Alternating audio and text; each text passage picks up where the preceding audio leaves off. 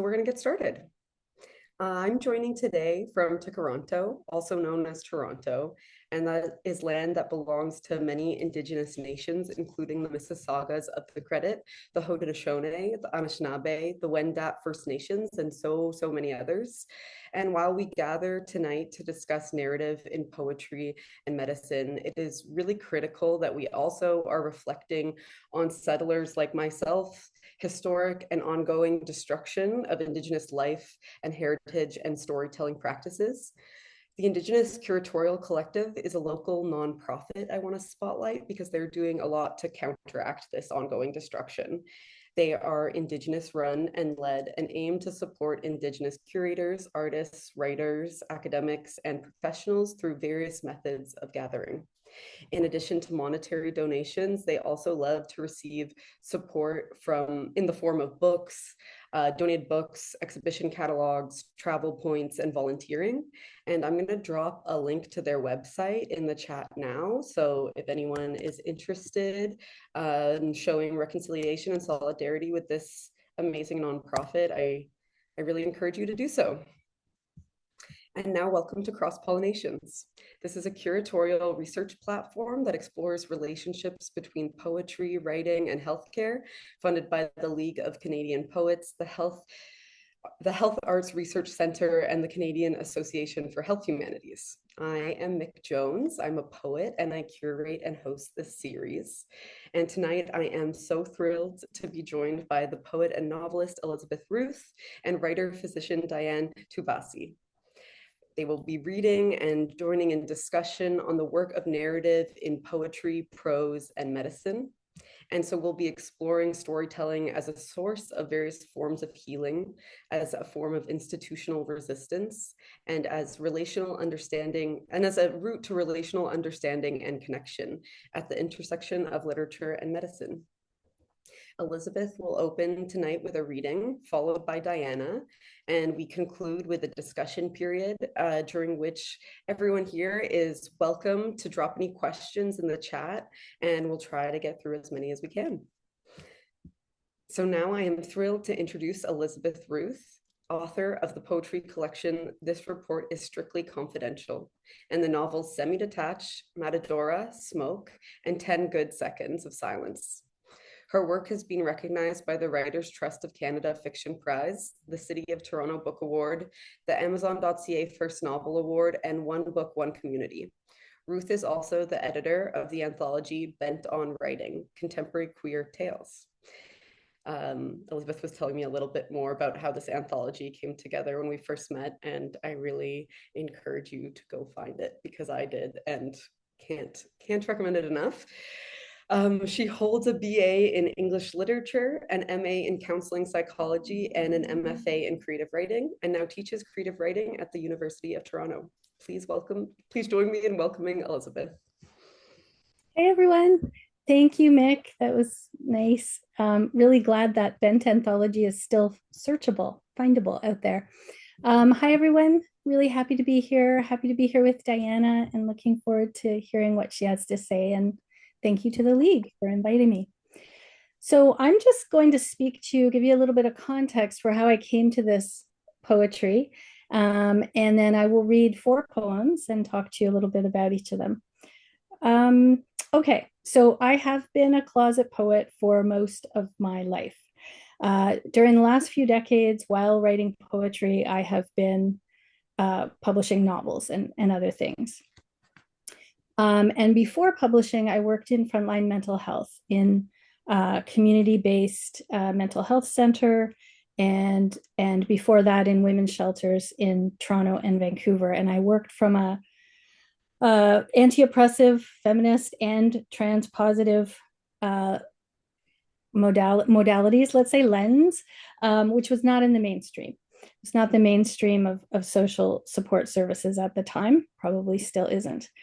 And I also trained social work students from the York, TMU, U of T, and George Brown Assaulted Women and Children's Counselor Advocacy Program when they were on their clinical placements.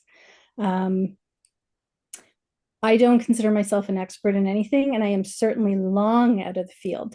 So please don't view anything I say as the gospel here. I'm going to give you sort of my opinions on some of these topics and also how I came to them.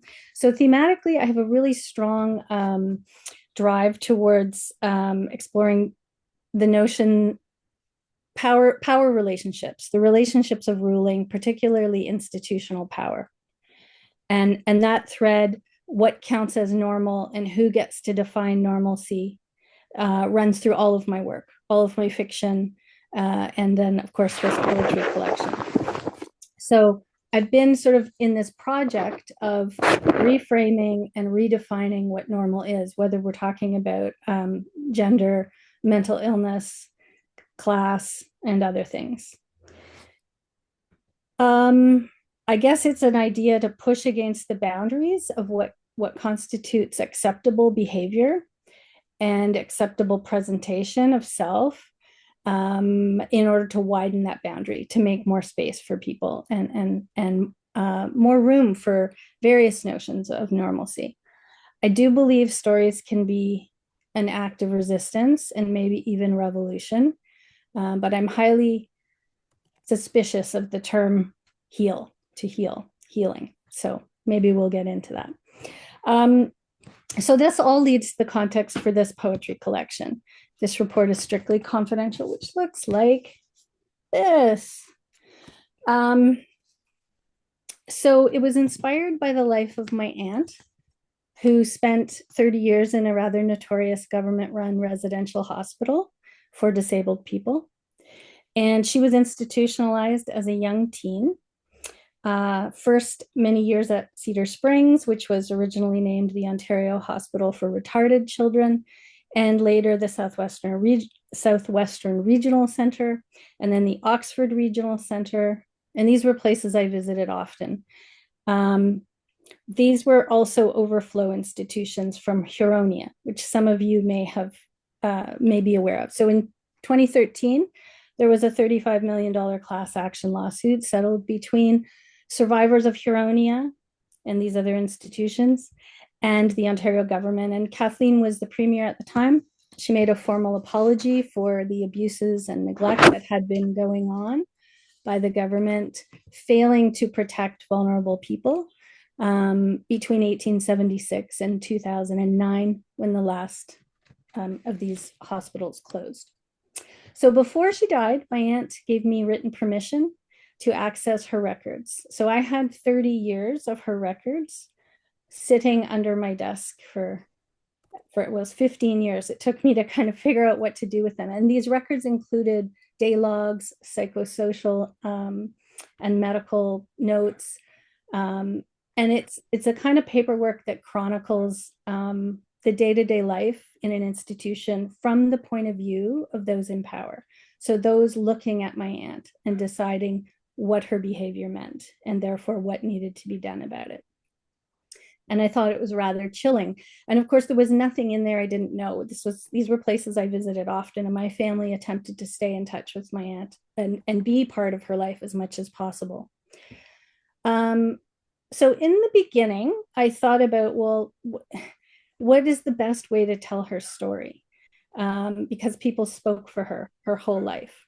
And that is so much the point, especially when we're speaking about people with intellectual disability. So I didn't want to do it as a novel and speak through a character. I didn't want to do essays because it was so clinical and detached. I thought about maybe cross-pollinating some kind of hybrid work. But in the end, the documents themselves from the institution provided the clearest voice. And I thought poetry is the best way to get to that voice. So I decided I would use the documents as found poems, use the text from the documents to create poems, and to show what little agency someone like my aunt or a patient has in an institution and how they are attempting to express that agency. So the more I wrote, it became evident that I couldn't just do found poems. And I know there are a lot of poets here, and you'll understand why that might be. But I had a conversation with senior poet Dion Brand, who said to me, you need to implicate yourself more. She left these records to you. You had a lifelong relationship with her. We were very close. And you need to implicate yourself. In other words, it's only fair if I'm bringing her shadow life out into the open, I need to also expose some of my own life. So I view this project as a memoir in verse. And so much about resistance and resilience. And I try to question dominant psychiatric and societal beliefs about what counts as normal in terms of intellectual disability. I also was inspired by Audre Lorde's cancer journals when I wrote in this collection about, the hard experience of critical illness, watching my grandmother, my aunt's mother, wrestle with mortality, knowing she was dying of cancer and leaving an adult child in an institution. And then in 2017, I, like my grandmother, was diagnosed with breast cancer. So the final section was born. And so it's this sort of memoir in verse linking the three of us. You'll be happy to know that my aunt spent the last 18 years of her life appropriately diagnosed as autistic and a type 1 diabetic, which she had been since birth and only diagnosed as a teen. And she spent the rest of those 18 years in a Mookie Baum Association group home in Toronto with peers like her, some of whom came out of those institutions. She had her own room, her own bathroom. She was not over medicated anymore. And she had more freedom than she had ever known. Okay, so that's a bit of the context for this, which you really do need to know. So I think what I'm going to do, the first poem I will share is the titular poem. This report is strictly confidential. The title of this collection actually comes from the stamp that was like rubber stamped across the top of each page of my aunt's records. This report, strictly confidential.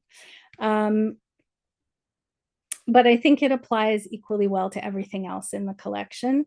And this is a found poem. I'm going to read you found and not found.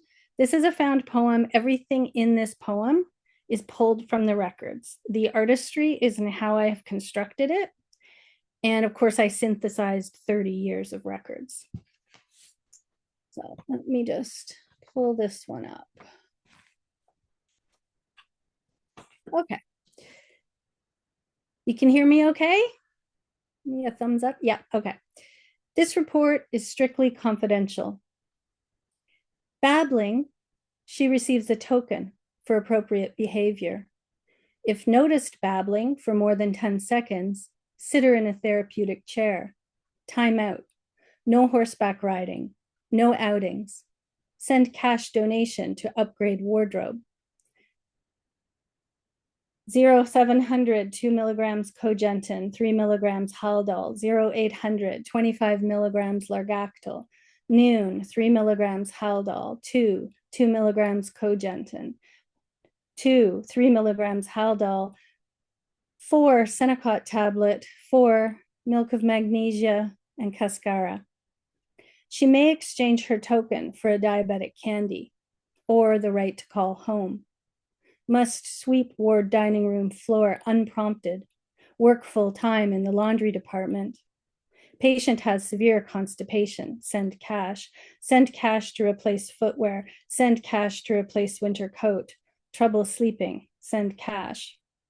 Patient very drowsy, needed help to walk, trying to talk to herself all day, discouraged, finished meal crying and wandering in day room, asking to phone home, crying, babbling incessantly, homesick babbling getting worse, patient sleeping too much, woke, pacing and extremely loud at intervals, pacing and babbling in day room, coloring, wandering ward, talking quietly to self, trying to find her suitcase, drowsy, skin clammy, a little whiny at times, singing, watching TV, refused breakfast, asking to go home, babbling, crying, babbling. I don't like it here. So that quote at the end was my aunt's voice. I don't like it here. Okay, so you have a little sense for where I'm going. Of course, I was trying to create something meaningful out of something ugly, which is so much what poets are doing, right? The next poem is not a found poem. I was thinking about how the behavior my aunt, her name was Barbara, exhibited at 12 years old as a misdiagnosed autistic girl and as a diabetic were pathologized and misinterpreted from then 12 onward.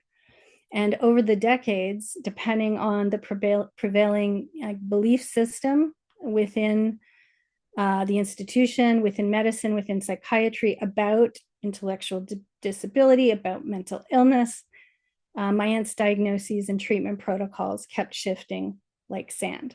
So every decade, it was a different thing. And yet, the attempt to try to fix her never shifted. So this poem is called Idioms. Scarce as hen's teeth, you were where? There, where they put you, right there. There, where they put you, to lie through them, spy through them, scarce, double dare, you were there. And not there, where they put you. Scared, teeth on edge, right there, where they put you. Not long in the tooth, but long in there, where they put you. Scarce as hen's teeth, you were where? There, where they put you, right there. Pulling teeth, where they put you in there. Where they put you, scarcely in there. Where they put you, right?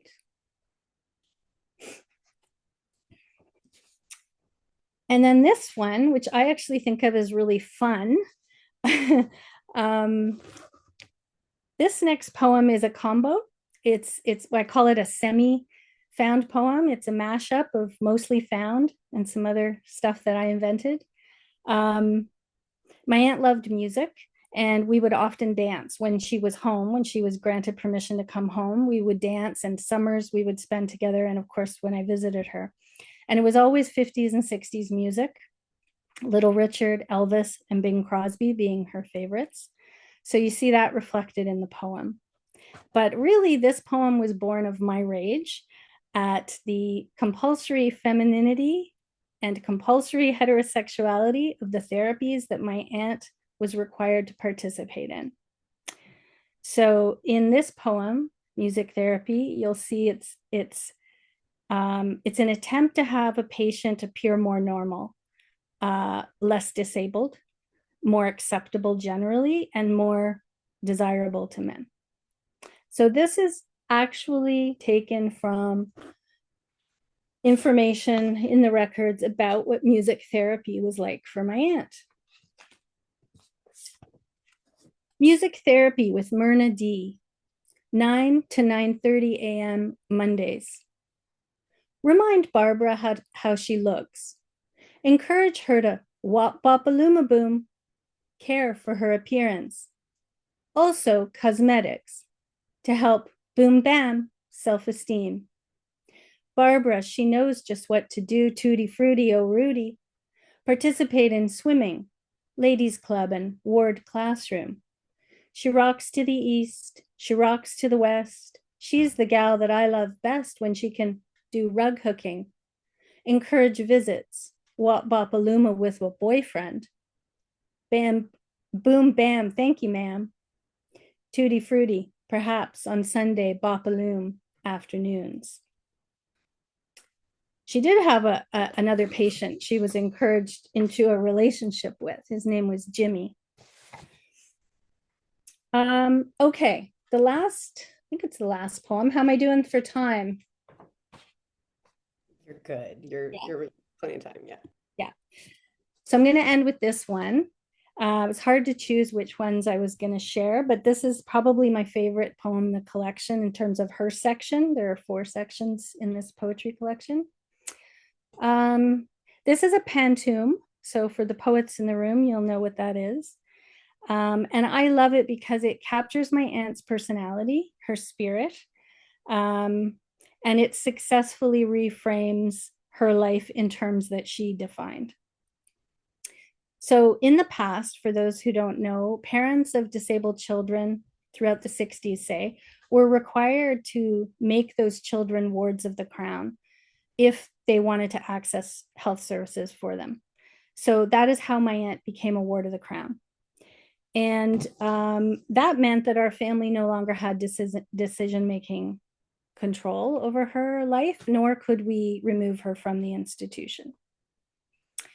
And ironically, or maybe because of this, my aunt was a lifelong collector of vintage crowns. So she wore tiaras to supper, and so did we. And she liked to think of herself as a queen of an institution rather than a patient.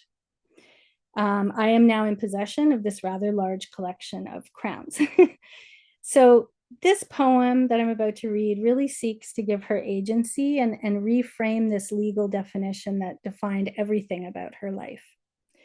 I have also honored this part of her in a character in a novel, this novel, 10 Good Seconds of Silence, which was my first, in the form of a character named Mrs. Moffat, who also thinks of herself as a queen of an institution.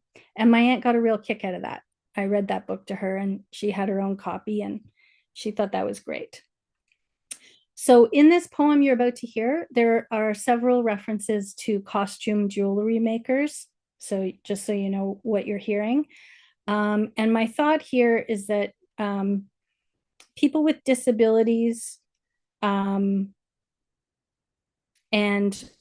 costume jewelry and semi-precious jewels are considered less than able-bodied people or so-called able-bodied people, less than precious gems. And so I'm reclaiming costume jewelry and insisting on a kind of equivalency and equality here for people like my aunt. Also, it was really fun to try to write a pantoum out of this. Okay. Ward of the Crown. Forget diamonds and rubies. Give me the bloodless. Safferet and peacock eyeglass. French-sounding cabochon sweet bullets. These are the gemstones without suffering. I am a crown made of dragon's breath. Safferet and peacock eyeglass, French-sounding. Single drop of gold added to blue. Vintage. Without suffering, I am a crown made of dragon's breath. Not a ward of the crown, but a heart-shaped Marne bead. Single drop of gold added to blue. Vintage. Swarovski made me a mid-century girl. Breathing to simulate fire opal. Not a ward of the crown, but a heart-shaped Marne bead. Schiaparelli's, signed Judy Lee's, marked Delisa and Elster. Swarovski made me a mid-century girl, breathing to simulate fire opal, seed pearl, turquoise, eye dress for Coronation Day. Schiaparelli's, signed Judy Lee's, marked Delisa and Elster, iridescent with rhinestone, round cut and marquee, a purplish cast, seed pearl, turquoise, eye dress for Coronation Day, stippled, clear lucite, imperfect slab I am, iridescent with rhinestone, round cut and marquee, a purplish cast, not made for aircraft windshields or fine company. My shape is set in precious metal, highly collectible, but seed pearl, turquoise, eye dress for Coronation Day, drilled through the middle, colored or clear I am, iridescent with rhinestones, round cut and marquee with a purplish cast, royal. Thank you. Thank you so much, Elizabeth, for your reading and for everything you shared about the context of this project. I'm so deeply fascinated by your archival process and practice, and I really am going to be leaving thinking about what you said between poems about the practice of poetry being to create something meaningful out of something ugly. And I think you very successfully do that. So thank you so much. Can't wait to hear more thoughts at our discussion. Our next guest is Dr. Diana Toubassi, a comprehensive family physician and clinical teacher at the University of Toronto Faculty of Medicine.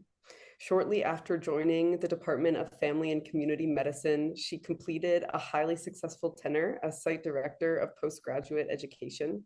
In more recent years, her academic work has related to trainee well-being and how one might best leverage the medical humanities in its support. In this area, she developed and disseminated a highly successful narrative-based curriculum, very relevant to tonight, resident reflection rounds, which sought to foster resident well-being through reflection on professional identity formation.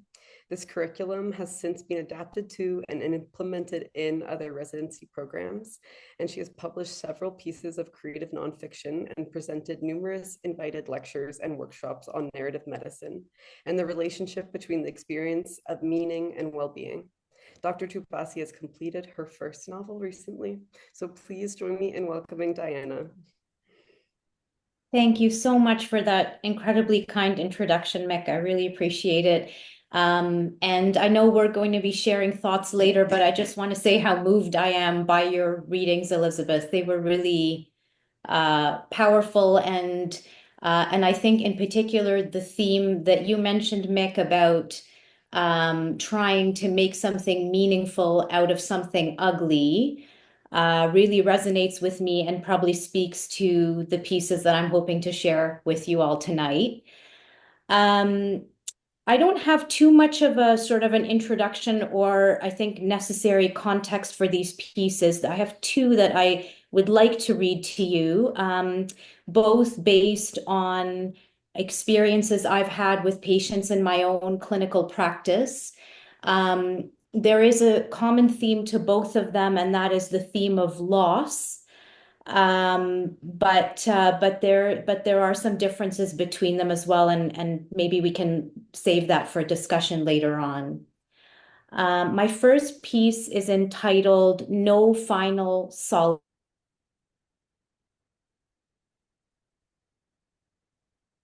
Physician. So I will read it to you now. I scrolled through the messages in my dozens of lab results to sign off on, prescription renewals to approve, consultations to review. New messages appeared as I managed and deleted others. I thought of Sisyphus and sighed. Then a specific notification caught my eye. Elaine Howard has attended the Mount Sinai Hospital Emergency Department. I had just spoken with Elaine a couple of weeks ago. It was a routine telephone visit, dyslipidemia in the context of diabetes. Commiserated about how strange to be discussing something so commonplace while a pandemic ravaged the world. That was Elaine's nature, always laughing her quiet, gentle laugh. Must be something minor, I thought, and I signed off on the notification in my inbox. I'll have to ask her about it next time I see her. Elaine had been my patient for more than a decade, and prior to the pandemic, I had seen her in clinic not infrequently. She was in her mid-60s and had a number of chronic conditions that required regular follow-up. She had never married and had no children. Her best friend, with whom she lived, was her mother, Iris. I had met Iris once when she'd accompanied Elaine to one of her appointments, and I remember being amused to see the same demure smile replicated on both their faces. A few days later, I received another message in my inbox about Elaine, this time a report of a brain CT. To my alarm, it described a mass with associated hydrocephalus. I immediately picked up the phone and tried to call her. Even if she was admitted to hospital, I might still reach her on her cell phone. Unfortunately, I was greeted by her soft voice asking me to kindly leave a message. I fumbled for a moment and then said simply that I had received a concerning CT report and was trying to connect with her. I felt cut off, I knew Elaine well. We had a genuine relationship. And now a physician she had never met was likely giving her horrific, life-altering news. Perhaps she was alone, or perhaps Iris was with her. Either way, I felt like my absence from her bedside was a form of abandonment. I tried to call her again the following day. No answer. No answer the following day after that either. I tried all the numbers I had listed on her chart without success. And then I received another online notification. By this point, I was starting to feel like the electronic record was an omniscient but capricious oracle. Depending on its largesse, it may or may not gift me a crumb of information. This time it granted an operative note from the neurosurgery department at another hospital. Elaine had apparently been transferred for a biopsy and drain insertion. I called the unit and spoke with the charge nurse. I'm her family doctor, I said, and pleaded with her to pass my contact information to the treating team. I know her, I explained. A couple of days later, another note, this time a consultation letter from the hospital's infectious disease department about a deteriorating level of consciousness. I struggled to process how quickly things were progressing. They think she has meningitis, I told a trusted colleague, a post-surgical complication. That's awful, he said. But people do go home after these kinds of procedures. I'm sure they'll treat her with antibiotics and discharge her, and then you'll connect with her again. Of course, I thought, we'll connect again after her discharge. But less than a week later, I received another notification. Elaine Howard died peacefully in hospice care with her mother at her side. I physically startled. How could this have happened? I had just spoken with her a few weeks ago and she'd been completely well. Had I missed something? What if her last visit with me had been in person rather than on the phone? Might I have perceived some subtle sign that would have altered her course? And what was the reasonable thing for me to do now? Continue signing off the rest of my results? That seemed grossly inappropriate. I was torn between a confusing sort of grief and the long ingrained injunction to maintain emotional distance as a physician. She's not a family member, I told myself, or a friend. She was your patient. Many of your patients have passed, and it's part of your work to respect these moments, but also not to be undone by them. Still, I couldn't simply continue my work, and I rose to walk around my clinic. I felt aimless, but in truth, I was hoping to encounter someone, a nurse or even a receptionist who had also known her and with whom I could share the tragic news. I was finally able to reach Iris a few days later. She recounted their devastating misadventure, infusing the gaps in my knowledge with her maternal perspective and care. Her voice was strained, a taut rope stretched to its ultimate frayed limit. I listened to her story of how Elaine had suddenly become unable to move her legs at home, how they had struggled for 2 hours to get her out of a bath. When the paramedics finally shuffled Elaine into an ambulance, pandemic restrictions meant that Iris would be unable to accompany her. Elaine had cheerfully reassured her mother that they would soon be reunited. I listened to how Iris had then spent the next 3 days calling various hospitals around the city to locate her daughter. I listened to how she'd finally received a call from a neurosurgical team who informed her of Elaine's location and horrific diagnosis, and who sought consent for the indicated procedures. I listened to how she'd received another call only days later describing Elaine's deteriorating level of consciousness and seeking permission to palliate her. When mother and daughter were finally reunited, Elaine was so compromised that the only way they could express their abiding bond was by pressing their hands together. I couldn't speak. I felt that I had failed them. Rendered useless, my long and meaningful relationship with Elaine had been ignored and relegated by a system of care that had ultimately failed to save her. There had been no final solace, no familiar presence, no communion in the face of tragedy. In her final days, Elaine had inadvertently been deprived of the comfort of a physician who knew her. And at the risk of centering my own need, I had also been deprived of the chance to fulfill a duty to my patient, to do justice to our relationship, and to take my final leave. There was also an indignity to learning of Elaine's fate through an electronic record. It seemed an insult to my relationship with her, to the years we had spent not only addressing her concerns, but also understanding her motivations, articulating her goals, and nurturing something she could trust and draw strength from. Concerned that I would be unable to complete our phone call without breaking down, I thanked Iris for sharing her story with me. I just don't know who I'm going to eat with now, she said quietly, or go for walks with. She was my best friend, you know. And then she paused. But I do thank you, doctor, for everything you did for her and for calling me now. It's such a relief to speak with somebody who knew her. I nodded. For me as well, I said. So that is the end of that first piece. And I think maybe we have a few minutes for me to do my second. My second piece is called Everything But Love. It was published just earlier this year, actually, in the Canadian Medical Association Journal. I'm just going to take a sip here to recenter myself a little bit.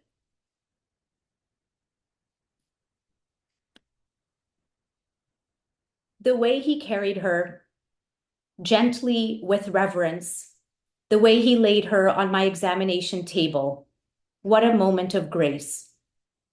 They had joined my family practice a few years earlier, a spirited, adventurous, high-achieving couple.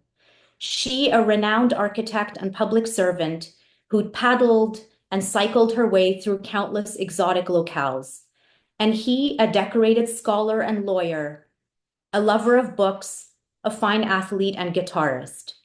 When I met them, she was already slowed by her disease, a devastating neurological diagnosis with no known cure. She was in her early 60s, on the verge of what should have been an exhilarating chapter: professional renown, 2 successful adult children, the freedom to travel and explore with her devoted husband. And yet here she was in my clinic, struggling to express her thoughts. He had comparatively minor health issues at that point. He was tall and robust. He still ran and biked and worked full-time as a lawyer. When I saw him, it was primarily as a support to her. He came to almost all of her appointments. I watched him slow his gait to match hers when she walked from our waiting area to an examination room. I watched him wait patiently, lovingly, as her words became more muted and elusive. I listened to his encouragement of her, never condescending, never presumptuous, constantly present. She fought hard, and I took my cue from her. I arranged for her to see a neurologist urgently. We experimented with medications and dosages, and she took them religiously, even when their adverse effects were burdensome. I referred her to a physiotherapist, and she exercised her weakened body under his guidance. I involved an occupational therapist, and she agreed to her adjustments to their family home, and eventually her insistence that she use a cane, and then a walker, and then a wheelchair. We talked, she and I, about how she was, not just how her body was, but how she was. We talked about the family she adored, the goals she'd had to relinquish, the agony of coming up against these new limitations. Her condition deteriorated, and he dedicated himself increasingly to her care. She continued to slow, the pauses between her words lengthening, her mobility declining. She struggled to stay awake sometimes, to eat enough to sustain herself. Her strong, capable frame withered into a collection of angles and sinews. He called one day and said he was worried. My clinic was fully booked, so I asked them to come in over my lunch break. After we talked, he lifted her out of her wheelchair and onto my examination table. I stood behind them as he made her comfortable and swallowed. How can it be, I wondered, such dignity? In that moment, they showed me, the two of them, that disease can take everything, mortality can take everything, everything but love. Despite her illness, she was never diminished in his eyes, never became less than who she was to him. He saw her as the formidable woman she'd always been and tended to that. Even at her most vulnerable and dependent, he carried the best of her inside him like a small, insistent flame. I carry that inside me now too, the best of her and of him, the best of them together. Do patients know this? That what they share with their doctors, their dreams, their losses, the moments of their lives that we witness, that we carry those with us, that we learn from them how to love, how to forbear, how to transcend, that they make our work worthwhile, even sacred. That day in clinic was the last time I saw her. She passed a few days later peacefully with her husband at her bedside. I saw him through her passing. As his family physician, I supported his first tenuous steps towards life without her. I managed his health concerns, encouraged his ongoing professional and athletic pursuits. I rooted for him through his grief and praised his resilience. And then, not long after, with utter, uncomprehending shock, I saw him through his own illness, an unexpected, catastrophic event that rapidly disabled him. When I visited his hospital room, he was still perfectly lucid.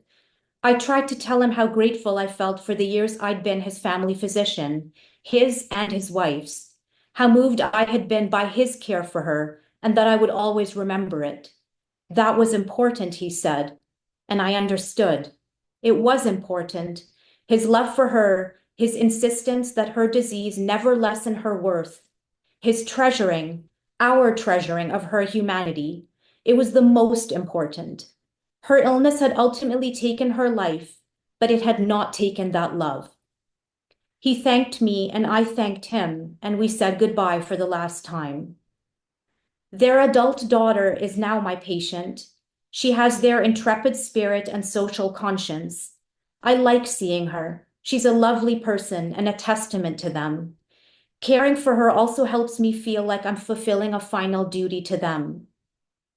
I think of them often, of how their humanity pierced the sterility of my clinical office, and how their love rose above it all.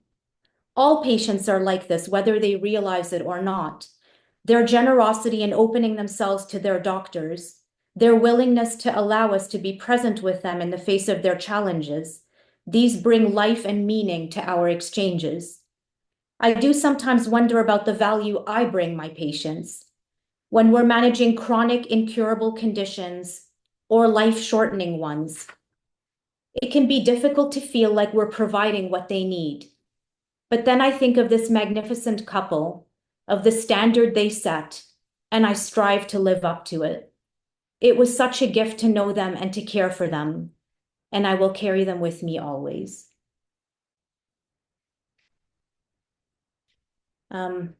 So that's the end of my second piece.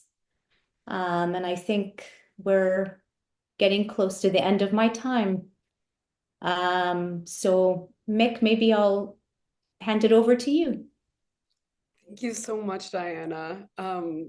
Wow, I'm like yeah, so moved beyond words by your reading and those pieces you shared. It is such an illuminating glimpse to see the care providing side of the relationships and the impacts and the marks those leave. And at the end of that second piece, your line about how humanity pierces the sterility, I think is just so magnificent. Thank you. Thank you so much. What an incredible reading. And I'm so excited now to invite Elizabeth back to this virtual stage to join in discussion. Yeah, that was really powerful, Diana. And I was just left with the thought that, you know, you're navigating as a physician this like identity as adjacent to, like you're not in the family, but if you're a good doctor, you're not just like doing the white coat professional thing. So there's like this liminal space that has no word for it. And I'm not sure all physicians feel that way. I think it's harder to exist in a middle space in anything than it is to just pick a side. right? Absolutely. Yeah. And I think that there's an ambiguity to that is sometimes uncomfortable, even for those of us who are sort of happy to embrace, the nuance of discomfort and that sort of thing. It can still be a little bit unnerving sometimes.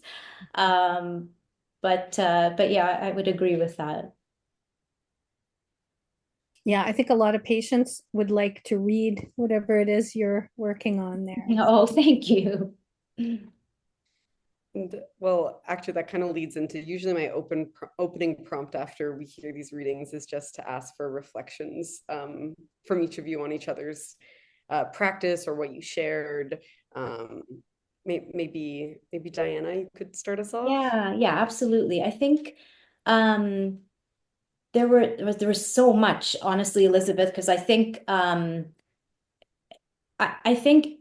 one of the things I'm sort of just thinking, not just as a physician, but also as a medical teacher, that I try to constantly instill in my learners and remind them of is to remember to perspective take. Remember to reflect on the experience of the person who's in the room with you and not become sort of overly enthralled with your own impression of what's happening.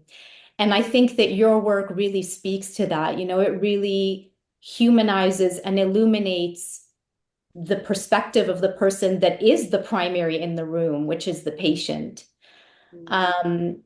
I think the other thing that really stood out to me was your comment about how poetry and the way that you're sort of leveraging your poetry in this specific circumstance as a force against normative pressures. And I found that really powerful because I think that that's something that we struggle with in medicine so much, this idea of the normative person, the normative patient, and to be a little bit selfish, even the normative physician. And I think that really resonated with me, and I thought that that was really powerful.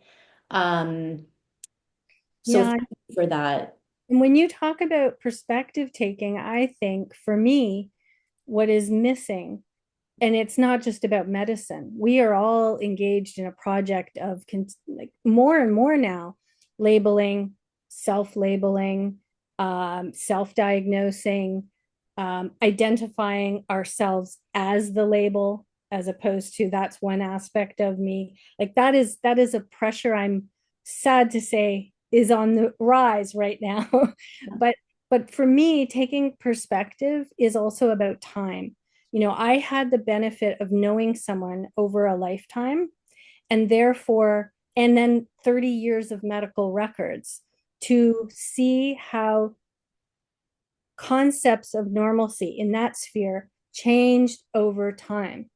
I don't want to use the word fad, but there are trends in any field. And so I remember when I was a kid how everybody suddenly had the inner ear tubes. Everyone was getting inner ear tubes. Why nobody in my daughter's generation had inner ear tubes? Like, things kind of become a thing, and then it's appropriate for some people, but there are a lot of people that get swept up in that net too. And there's no way that an autistic person as a child should be in an institution. And by the way, there were people there there was a guy that was dropped off who was deaf. He was deaf. That was it, dropped off as a baby. There were people who'd had serious psychotic breaks. These are men and women, adults and children in the same place. So it bothers me no end, because we know how, not just because my aunt was my aunt, but because we know what institutions do. We know through truth and reconciliation efforts and the brave voices of Indigenous people in the country how institutionalized residential places work and the kinds of abuses that can happen. So I don't even think of it as individual. Like, I like to think all of the people there were trying their best. I know that's not true, but I like to think they were. But it's bigger than that, right?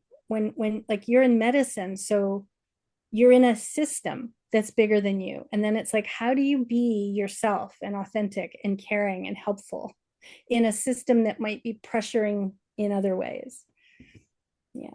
Yeah, absolutely. And I think it's implicit, but there is actually even explicit pressure to sort of fit a very specific mold and be a very specific type of person when you're a physician. And so, and I have found that narrative and narrative, sort of practice helpful not only for me, but also for our learners to sort of help them buck up against that culture a little bit, and to sort of say, well, sometimes maybe it's okay for you to cry with a patient who's crying, and that's not necessarily a sign of weakness. Maybe that's a signal of your humanity and sort of your empathy for the patient. And yes, you do still need to be somebody that is capable and knowledgeable and all of that, but those two things don't have to be mutually exclusive. And I would say there is so much work to be done on that. There's still such a long way to go.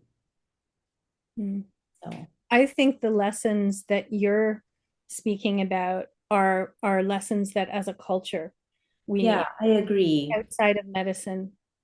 Yeah. Like in and outside. Yeah.